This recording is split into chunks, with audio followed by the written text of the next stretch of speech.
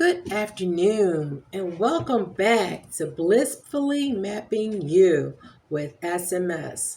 Well, gambling has picked up momentum, especially with online and sports gambling becoming so popular.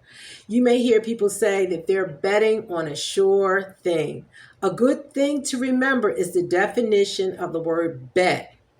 According to the Oxford Dictionary, a bet is risking something, usually a sum of money. And risking something is not a sure thing.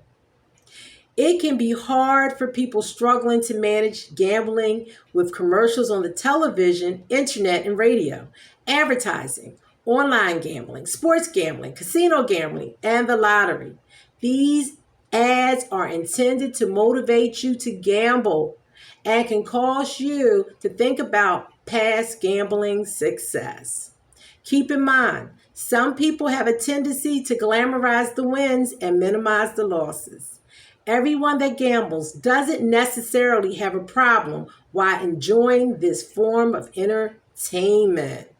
Many people from different nationalities, ethnic groups, and economic status gamble without having any problems. Gambling is obtaining something from a bet or a game of chance. People gamble for several reasons, for instance, as a form of entertainment, to escape, to socialize, as well as that emotional high of feeling excited or thrilled. Example of gambling games include the lottery, casino, craps, horses, betting, bingo, and cars, just to name some. People can wager on many things. I think people who struggle with problem gambling believe they can recover their losses because of previous wins. The memories from the wins may play like a recorder in the mind, telling them that eventually you are going to win and winning is possible. So from that thought, you gamble more and more money, not realizing that eventually could be never, 5 years from now, 10 years from now, who knows?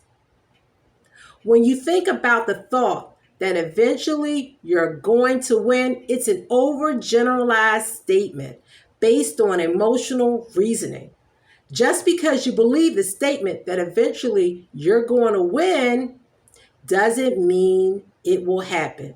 Like the man who believed the ghost of his son would tell him when he was going to hit a jackpot, as I discussed in a previous video.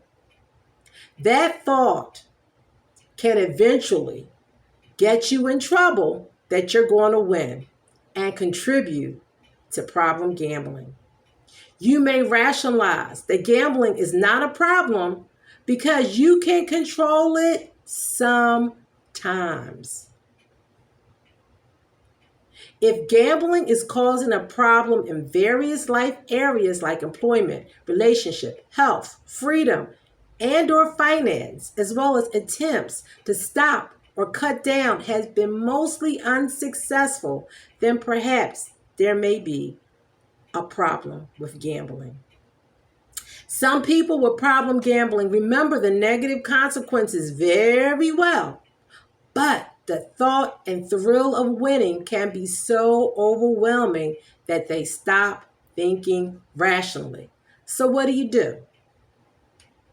It's helpful to have a plan, and we talked about this in a previous video. You should have a plan before betting that involves how much, how long, and when. Furthermore, ask yourself, will this plan cause you a negative result if you don't win? And if so, make another plan.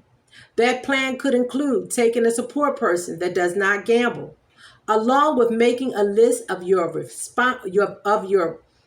financial responsibilities and debts to remind yourself of your current financial situation. In conjunction, separate your monthly expenses from your leisure activity money.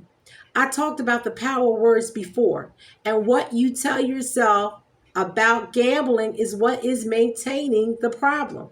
Using words like never and always is an indicator of an unhelpful thought. Perhaps you may be overgeneralizing the situation. Reframing unhelpful thoughts can help with managing the problem behavior. So when the thoughts enter your mind that you're eventually going to win if you play more money, for example, reframe that thought to be a more realistic outcome by saying, these are just some of my sayings, for example, that you can use. I don't always win. I may lose this time. Taking out more money doesn't mean I will win. Sometimes I win and sometimes I lose. Losing is part of gambling.